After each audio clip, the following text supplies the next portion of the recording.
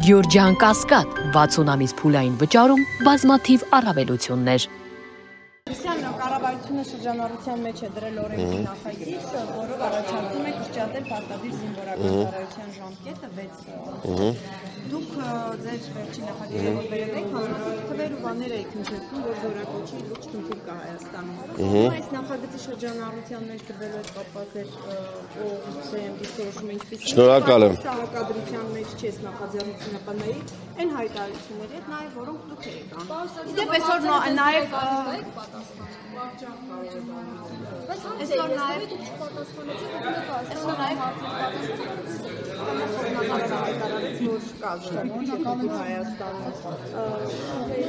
Շնորհակալ եմ կարևոր հարցի համար, տեսեք, ես շատ ուրախ եմ, որ իմ օրենսդրական գործունեության հետ կապված հարց եք տալիս, քանի որ բամբասանքներին եւ այլ նյութերին ցանկություն չունեմ մեծ հաշվով պատասխանելու, նոր փորձեցի հնարավորինս պատասխանել այն հարցերին, այլևս չեմ անդրադառնա, հիմա անդրադառնանք այն հարցերին, որոնք կապված են իմ օրենսդրական գործունեության հետ։ 2024 թվականի տարեսկզբին ես ուսումնասիրելով զորակոչի հետ կապված խնդիրները Հայաստանի Հանրապետությունում 2022-2023 թվականների ծայրահեղ ծանր վիճակը մի շարք օրենսդրական նախաձեռնությամբ եմ հանդես եկել եւ նաեւ քննարկումներ եմ ունեցել Պաշտպանության նախարարության հետ, դրա հետ կապված վարչապետի հանձնարարականով ստեղծվել է միջգերատեսչական աշխատանքային խումբ, որը ստեղծվել էր, որպեսզի քննարկվի նաեւ իմ կողմից ներկայացված զորակոչի հետ կապված խնդիրները։ Սրա հետ կապված ես 5 քայլով էի հանդես եկել, այդպես էր պայմանական կոչվում, որպեսզի լուծենք զորակոչի հետ կապված խնդիրները եւ այդ քայլերից մեկը այո հենց պարտադիր զինվորական ծառայությունը 1.5 տարի սարքելն էր, բայց նաեւ այլ կարեւոր հատվածներ կային օրենքի նախագծի մեջ, որը ես շրջանառել էի։ Հատկապես ամենակարևորներից մեկը, որը ես ցանկանում եմ հիմա նշել եւ նաեւ լրագրողներին ասել, որպեսզի դուք նաեւ այս սրա հետ կապված աշխատանք ունեք կատարելու, իմ ասեմ որն է դա։ Խոսքը վերաբերվում էր Հայաստանի Հանրապետության Արաքան սեռի քաղաքացիների քաղաքացիությունից հրաժարվելուն մինչև 18 տարին լրանալը եւ ես թվեր էի հրապարակում, որ այս տարի կամ հաջորդ տարի բանակ զորակոչվողների 7%-ը կամ 8%-ը արդեն Հայաստանի Հանրապետության քաղաքացի չեն եւ մեծ թվով քաղաքացիներ հրաժարվում են Հայաստանի Հանրապետության քաղաքացիությունից, որպեսզի հետագայում չզորակոչվեն պարտադիր զինվորական ծառայության։ Օրենքը տապալվեց ընդդիմության դեմ քվեարկելու եւ քաղաքացիական պայմանագրի խմբակցության պատգամավոր Անդրանիկ Քոչյանի ձեռնպահ քվեարկելու արդյունքում կամ հետևանքով։ Հիմա ես կցանկանամ, որպեսզի դուք լրագրողները հարց տաք ընդդիմադիրային պատգամավորներին, ովքեր դեմ քվեարկեցին եւ տապալեցին նախագիծը եւ նաեւ մեր մյուս գործընկերոջով ձեռնպահ քվեարկելով տապալեց նախագիծը, որպեսզի կներեք ավարտում եմ, որպեսզի հասկանանք օրենքի տապալումից հետո ամառվա ընթացքում հունիս, հուլիս, օգոստոս ամիսներին քանի անձ է հրաժարվել Հայաստանի Հանրապետության քաղաքացիությունից, նրանցից քանիսն են եղել Արաքան սեռը մինչև 18 տարեկան եւ պարզ կդառնա նախագծի ընդունման անհրաժեշտությունը։ Հիմա ինչ վերաբերվում է 2 տարին տարուկես սարքելուն, դա անհրաժեշտ քայլերից մեկն է, որը պետք է տեղի ունենա զորակոչի հետ կապված խնդիրը լուծելու համար։ Հիմա ասեմ ոնց է լինում։ Զորակոչի հետ կապված խնդիրների մի զգալի մասը գալիս են առողջական խնդիրներ ունենալու պատճառով բանակից խուսափելով կամ առողջական թղթեր սարքելով ոչ պիտանի ճանաչվելով, զորակոչի չներկայանալով եւ զորակոչից ազատվելով։ Ես հիմա ինչ էի առաջարկում, ես առաջարկում էի, որպեսզի խստացնող մի շարք օրենքներ ընդունենք, որպեսզի մեր քաղաքացիները չկարողանան խուսափել պարտադիր զինվորական ծառայությունից, դրա արդյունքում մեծանա զորակոչը եւ զորակոչի մեծանալը մեզ հնարավորություն տա զորակոչի ժամկետը կրճատելու։ Տեսեք, եթե մենք օրինակ դիցուկ, եթե մենք ունենանք 2 զինծառայող, ովքեր ծառայում են 2 տարի ժամկետով, մենք ունենում ենք 4 տարվա պարտադիր զինվորական ծառայություն, ճիշտ է։ Եթե մենք ունենում ենք 3 ժամկետային զինծառայող, ովքեր ծառայում են ամեն մեկում 1.5 տարի, մենք ունենում ենք 4.5 տարի պարտադիր զինվորական ծառայություն։ Ինչ եմ ուզում ասել, եթե մենք պարտադիր զինվորական ծառայությունը կրճատում ենք 25%-ով, բայց կարողանում ենք 25%-ով կամ ավելի մեծ տոկոսով բարձրացնել զորակոչի թիվը, ունենում ենք միավոր ժամանակահատվածում ավելի մեծ թվով զինծառայողներ։ Այսինքն, եթե 2-ի փոխարեն մենք ունենում ենք 3 զինծառայող, մենք կարողանում ենք 4 տարվա փոխարեն ունենալ 4.5 տարի պարտադիր զինվորական ծառայություն։ Կներեք պատասխանում եմ հարցին, շատ կարևոր հարց է։ Ասեք, լսում եմ։ Հիմա ինչա նախատեսվում։ Ես առաջիկայում փորձելու եմ նկրկին շրջանառության մեջ դնել իմ օրենքի նախագիծը, որպեսզի կանխեմ այն արատավոր երևույթը, որը կա Հայաստանի ըստ իս պետք է խնդիրներ լուծվեն փաթեթով, որպեսզի մենք երբ խրախուսում ենք պարտադիր զինվորական ծառայությունը կրճատելով ժամկետը, դա խրախուսող նորմ է, մենք նաև սահմանափակելով մյուս արատավոր կետերը, որոնցով քաղաքացիները հրաժարվում են պարտադիր զինվորական ծառայությունից, փորձենք զորակոչի թիվը մեծացնել, որպեսզի միավոր ժամանակահատվածում չունենանք զորակոչիկների թվի նվազում։ Սա իմ առաջարկը։ Նիկոլ Փաշինյանի WhatsApp-ի նամակը, որով դուք խնդրում եմ, մեր այդպես հարցի մի տվեք։ չի ԿՊ-ում։ Չկա նման անհանգստություն։ Հարցն օրինագիծը հիմա ինչ փուլում է, եւ դուք նաև տոկոսներով եք խոսել, որ 18 տարի ներածների քանի տոկոսն է գինում պարտադիր ժամկետային ծառայության։ Որքանով է ճիշտ է տոկոսներով խոսելը եւ կա դրա իրավունքը։ Այո, կա դրա իրավունքը, տոկոսներով խոսալու նպատակը նա է, որպեսզի մեր հանրությանը բացատրենք, թե ինչ իրավիճակ ունենք այսօր եւ ինչ փոփոխություններ պետք է կատարենք, որպեսզի այս իրավիճակը մեղմվի։ 2022 եւ 2023 թվականներին բանակ է զորակոչվել զորակոչի ենթականների 31.4% միայն։ Այսինքն մոտ 70%-ը չի գնացել պարտադիր զինվորական ծառայության, ինչ-ինչ խնդիրների պատճառով։ Ես նաև հանձնաժողովի նիստում մանրամասն նշել եմ, թե քանիսն են հրաժարվել Հայաստանի Հանրապետության քաղաքացիությունից, քանիսն են մեկնել ուսման չեն ներկայացել ուսման գնալուց հետո, քանիսն են առողջական խնդիրների պատճառով խուսափել պարտադիր զինվորական ծառայությունից եւ այս ուսումնասիրությունը ես անում եմ դեռևս 2019 թվականից, երբ հաճախ խոսք է գնում եւ այո Ինչ կարծիք ունի, ինչ կարծիք հայտնեցին։ Եվ հաճախ, երբ խոսքը գնում է, որ Հայաստանում բանակը կամ Սարգսյան Հայկի նախագիծը վերաբերվում է նրան, որպեսզի աղքատները ծառայեն եւ հարուստները չծառայեն, ես պարզ բան եմ ասում։ Դեռևս 2019 թվականին ես հարցում եմ արել այն ժամանակվա կրթության նախարարին, հետեւյալն է եղել. Քանի քաղաքացիներ են արական սեռի մեկնել Հայաստանից ուսման նպատակով ստացել տարկետում, նրանցից քանիսն են վերադարձել։ Եվ հարցման պատասխանը նախարարի ստորագրությամբ եկել է, որ կրթության նախարարությունը նման հաշվառում չունի։ Այսինքն մենք տարիներով տվել ենք տարկետում մեծահարուստների կամ հարուստների երեխաներին, որտեղ նրանք կարող են ուսման մեկնել լավագույն համալսարանները աշխարհի, Լոնդոն, Ամերիկայի Միացյալ Նահանգներ եւ այլն, եւ փաստացի որևէ հաշվառում չի վարվել, նրանք հետ վերադառնում են, թե ոչ։ Մինչ օրս էլ նման հաշվառում պատշաճ չի վարվում։ Եվ մենք տարիներով շարունակ տալիս ենք տարկետում այս խմբի անձանց, ովքեր ենթադրաբար հարուստ են կամ առնվազն աղքատ չեն, նրանք մեկնում են եւ մեծամասամբ չեն վերադառնում Հայաստանի Հանրապետություն մինչեւ 27 տարի լրանալը, որտեղ ուսում են ստանում, ծախսում են մեծ գումարներ։ Հիմա կներեք, հիմա ասեմ։ Եվ նաև ունենք մեծ խումբ քաղաքացիներ, ովքեր հրաժարվում են Հայաստանի Հանրապետության քաղաքացիությունից մինչև 18 տարին լրանալը։ Եվ 18 տարին լրանալուց հետո նրանք այլևս զինապարտ չեն։ Իմ հարցերը բարձրացրած եւ իմ նախագծերը վերաբերվել են այս կետերին, որովհետեւ մենք փակենք քաղաքացիությունից հրաժարվելու ճանապարհը, որովհետեւ մենք փակենք ուսման նպատակով տարկետում ստանալու եւ դուրս մեկնելու ճանապարհները եւ նաեւ փակենք առողջական խնդիրների պատճառով ծառայությունից խուսափելու ճանապարհները։ Սրա արդյունքում ունենանք զորակոչի միջև կրկնակի աճ, այսինքն 31%-ի փոխարեն բանակ զորակոչվի 60%-ը։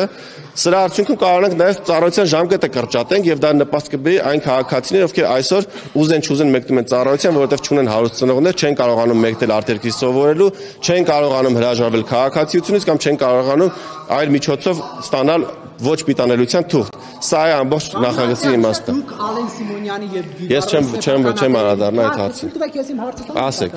Ալեն Սիմոնյանի եւ Վիվարոյի սեփականատերերի միջև կապ տեսնում եք արդյոք թե ոչ եւ կարծում եք որ այդ կապը որևէ ազդեցություն ունի այս պատմության վրա։ Ես չեմ ցանկանում պատասխանել այդ հարցին։ Դուք լրագրող եք, դուք կարող եք այդ հարցի պատասխանը գտնել։ Եվ ասում եք, որ այդ ամբողջ խնդիրները լուծելով, հետո նաև հնարավորություն ստեղծվել կրճատել ծառայության ժամկետը, ඒක կբարձրանա զորակոչների թիվը։ Հիմա այդ ամբողջը չլուծված զորակոչի զորապարտադիր զինվորական ծառայության ժամկետը կրճատվում է։ Սա ինչ խնդիր կարող է առաջացնել։ Տեսեք, իմ նախագիծը, որ ես շրջանառել էի, կառավարության նիստում, այո, փաթեթային լուծումը, կառավարության նիստում ստացել է դրական եզրակացություն եւ զեկուցողը պաշտպանության նախարարն էր, ով իմ բարձրացրած խնդիրները երկրորդում էր եւ ասում էր այո մենք ունենք նման խնդիրներ կապված զորակոչի թվի հետ, քաղաքացիությունից հրաժարվելու դեպքերի հետ, մյուս դեպքերի հետ եւ ասում էր որ անհրաժեշտ է որպեսզի մենք ընդունենք падգամավոր Հայկ Սարգսյանի կողմից շրջանառված օրենքի նախագիծը։ Նախագիծը տապալվեց ազգային ժողովում, որովհետև ընդդիմադիր մեր գործընկերները եւ նաեւ իշխանության գործընկերներից մեկը արդեն նշեցի, դեմ քվեարկեցին հանձնաժողովում։ Հիմա ես պատասխանում եմ ձեր հարցին, այն հարցին, թե փաթեթային ճիշտ է անել, թե ոչ։ Ես իմ կարծիքը եւ նաեւ պաշտպանության նախարարի պաշտոնական կարծիքը եւ նաեւ կառավարության պաշտոնական դիրքորոշումը, որը եկել ազգային ժողով, հետեւյալն է, որ այո, պետք է խնդիրները լուծվեն փաթեթային։ Ճիշտ եք ասում, շատ ճիշտ եք։ Ես սրա հետ կապված օրերս նաեւ գրություն եմ գրել պաշտպանության նախարարին, շնորհակալություն եմ հայտնել, որ իմ առաջարկած կետերից մեկը պաշտպանության նախարարությունը շրջանառել է, նաեւ իմ գրության մեջ հայտնել եմ, որ ինչպես նախկինում, այնպես էլ հիմա գտնում եմ, որ այս խնդիրները պետք է լուծվեն փաթեթային, որովհետև մենք սրա միջոցով պետք է նաև կանխենք քաղաքացիությունից հրաժարվելու դեպքերը։ Բանավոր զրույցում նախարարը ասել է, որ կիսում եմ կարծիքը եւ առաջիկայում պետք է քննարկումներ ունենանք։ Դեպքում Վայ Շորժայի հետ կապված է պատկանում, արդյոք Սևան ազգային պոակի մեջ է ներառված, բայց ինչ որ խնդիրներ կա դրա հետ կապված, որ Երբ որ դիմել ենք տահա ձեր հարցով հիմքում ինչ են դրել։ Ես դրա հետ կապված արդեն ասեցի, խնդրում եմ նման այլ հարցեր, եթե օրենսդրական նախագծի հետ կապված հարցեր ունեք, չեմ ցանկանում պատասխանել։ Ուրիշ հարց կա։ Ասեք։ Չեմ ցանկանում։ Կներեք, չեմ ցանկանում պատասխանել։ Ասեք, խնդրում եմ ժողովի ջան։ Չեմ ցանկանում։ Արեգ ջան, չեմ ցանկանում ձեր հարցին պատասխանել։ Ունեք այլ հարց, ասեք։ Որովհետև կարծում եք նոր խնդիրներ կառաջանան ձեր համար։ Ասեք, լսում եմ։ Հիմա փաթեթը, որ դուք շրջանառել եք, հետո այստեղ պատրաստվում եք, ինչ-որ այնտեղ հայտարարում եղավ, որ աշխատեք, հետո որից դա Ես պատրաստվում եք, օրինակ այս նախագծը նաև պետք է ներդրել փաթեթը ներկայացնել։ Ես դրական եզրակացություն ստացած նախագիծը մի փոքր խմբագրել եմ եւ նորից կարծիք եմ ուղարկել կառավարության գործընկերներին աշխատանքային կարգով, նորից նույն պատասխաններն են եկել, որ կառավարության գործընկերները կողմ են նախագծին եւ եկել են այն առաջարկները, որոնք եկել են նախկինում, որոնց մեծ մասը տեխնիկական են, ես ընդունել եմ։ Եվ նաև նախագիծը ես շրջանառել եմ մեր գործընկեր падգամավորների միջև, ուղարկել եմ քաղաքացիական պայմանագիր խմբակցության բոլոր падգամավորներին դեռևս հունիսին, խնդրելով մինչև սեպտեմբերի 15-ը տալ առաջարկներ կամ կարծիքներ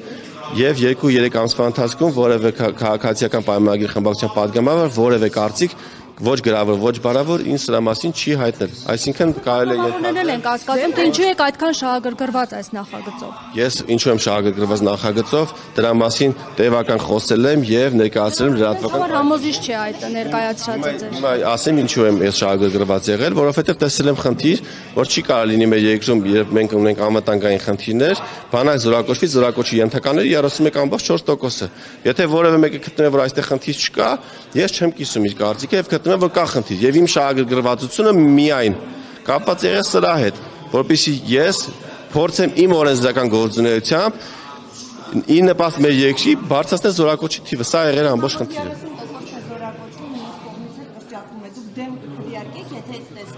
Հիմա տեսեք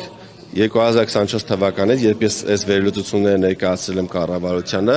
արդեն իմ առաջարկած մի շարք կետեր իրականություն են դարձել եւ զորակոչի թիվը բավականին բարձրացել է։ Այսինքն հիմա ոչ թե բանակ է զորակոչվում 31%-ը, այլ շատ ավելի մեծ տոկոսով քաղաքացիներ։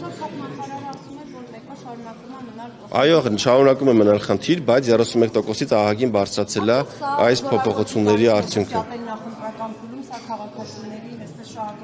Տեսեք,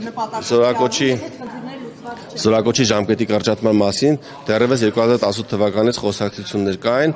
այն ժամանակ դեռևս նախկին պաշտպանության նախարար Դավիթ Տոնոյանն էր այս մասին խոսում հիմնականում փակ քննարկումների ժամանակ։ Տեսեք, երբ մենք խոսում ենք ժամկետային զինվորական ծառայությունից, մենք աշխարհում պետք է նայենք նաև օտարերկրյա փորձը, պետք է նայենք նաև մեր հարևաններին եւ ինչա տեղի ունենում աշխարհում։ Օրինակ մեր հարևան Վրաստանը 1 տարի է պարտադիր զինվորական ծառայություն, Ադրբեջանը 1.5 տարի է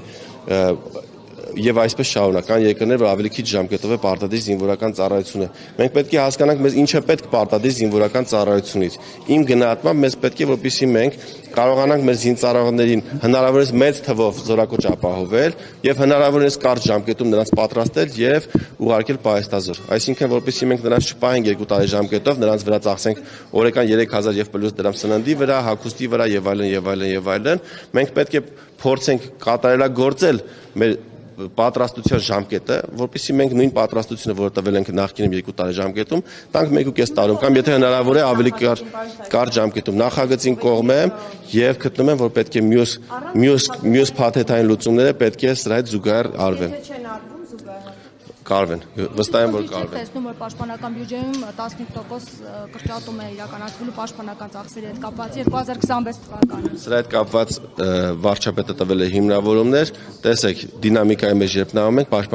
պաշտպանական ծախսերը չեն նվազել, նախորդ տարվա համեմատ նվազել են, բայց 2-3 տարվա առաջվա համեմատ աճը պահպանվում է, այսինքն մենք 2024-ին ունեցել ենք կտրուկ աճ, կապված եղել գնումների հետ, հիմա այդ գնումները չունենք, աճը դինամիկ շարունակելու է, այսինքն այն աճը, որ եղել է 2018 թվականից պահպանվում է։ Խնայողություններով եք փորձում այդ հարցերը լուծել, այսինքն ամենահարմար խնայողությունը բանակից պետք է խնայողություն արվի, դա ճիշտ մոտեցում է։ Նախաձեռնությամբ նույնպես հանդես եմ եկել, դրա մասին գրավոր հայտնել եմ նաև կառավարության ղեկավարին եւ պաշտպանության նախարարությանը, որն է եղել դա, ես գտնում եմ, որ պաշտպանության նախարարության գնումների մեծ մասը պետք է կատարվեն բաց։ Այսինքն այն գնումները, որոնք անմիջապես կապված չեն զենք զինամթերքների հետ, դիրքերի հետ, պետք է լինեն բաց ընթացակարգով, որպեսզի հնարավորին շատ մատակարարներ մասնակցեն մրցույթներին։ Կապված օրինակ սննդի մրցույթների հետ, հագուստի մրցույթի հետ, ատոմի մածուկի մրցույթների հետ, դրանք պետք է լինեն բաց ընթացակարգով, որպեսզի հնարավորին շատ բիզնեսմեններ մասնակցեն, ինչու չեն շատերը մասնակցում փակ ընթացակարգով մրցույթներին, որովհետև պարտադիր պահանջ կա, որ պետք է ԱԱԾ-ով անցնեն որոշ աշխատակիցների, նվազագույնը 3 աշխատակիցներ պետք է ունենան այդ ընկերությունները գաղտնի բաժին, գաղտնի թղթաբանություն, ունենան փակ ինչ-որ կահավորված սրահներ եւ այլն, եւ բազմաթիվ բիզնեսմեններ ուղղակի չեն ցանկանում փակ ընթացակարգերով մրցույթների մասնակցելու։ Սրա արդյունքում մասնակցում են քիչ թվով ընկերություններ եւ ունենում ենք հաճախ որակի գնի հետ կապված խնդիրներ։ Առաջիկայում երբ գնումները նախատեսվում է իմ առաջարկը ընդունվել է, մենք նաև ազգային ժողովում քննարկում ենք անցկացրել պաշտպանության նախարարության, ազգային անվտանգության ծառայության, բարձրաստիճան պաշտոնյաների մասնակցությամբ եւ իմ առաջարկը ընդունվել է եւ առաջիկայում նախատեսվում է, որ 2026 թվականին գնումների մեծ մասը պետք է կատարվեն բաց։ Սրա արդյունքում վստահաբար մենք 2026-ին կունենանք եւ խնայողություններ եւ որակի բարձրացում։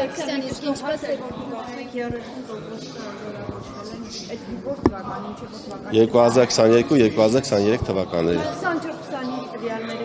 2024-ին ունեցել ենք մոտ 4% աճ, 2025-ը դեռևս չենք ամփոփել, առաջիկայում կամփոփենք։ Իսկ ինչպես եք նայում այն հարցին, որ Ադրբեջանը վերահսկում է, որպեսզի մեր բանակը զենքով, զինամթերքով չզինվի, իսկ ինքը ամեն օր զենքեր է գնում։ Ես չեմ կիսում այդ կարծիքը, որ Ադրբեջանը հսկում է, որպեսզի մենք չզինվենք, մենք ունենք մեր քաղաքականությունը, Ադրբեջանը իր քաղաքականությունը, մենք գնում ենք լուծելու մեր խնդիրները, որոնք մեր երկրի առջև ծառացած են։ Բայց հարցերը առաջացնում են, որ Ադրբեջանը օրորի զինվում է, իսկ մենք որոշում ենք պետք է խնայողություն անենք, մասնավորապես պաշտպանական ոլորտում։ Օրինակ դա ընկալելի չէ։ Խնայողությունները միշտ պետք է անել, եթե որևէ ապրանք կարող է ձեռք բերել, օրինակ 1000 դրամ ավելի պակաս գնավ, դու պետք է փորձես դա ձեռք բերել 1000 դրամ ավելի պակաս գնավ, որպեսզի ավելի արդյունավետ ծախսես քո միջոցները։ Տեսեք, պետական բյուջեն դա բոլորից հավաքական բյուջեն է, 3 միլիոնից հավաքական գումարն է եւ մենք պետք է փորձենք դա ծախսել արդյունավետ։ Գնումները կատարել թափանցիկ արդյունավետ, որովհետեւ կատարենք բարձր որակի գնումներ հնարավորինս էժան գներով, սրա արդյունքում ունենալով խնայողությունները ուղղելով այլ ավելի արդյունավետ ծախսերի։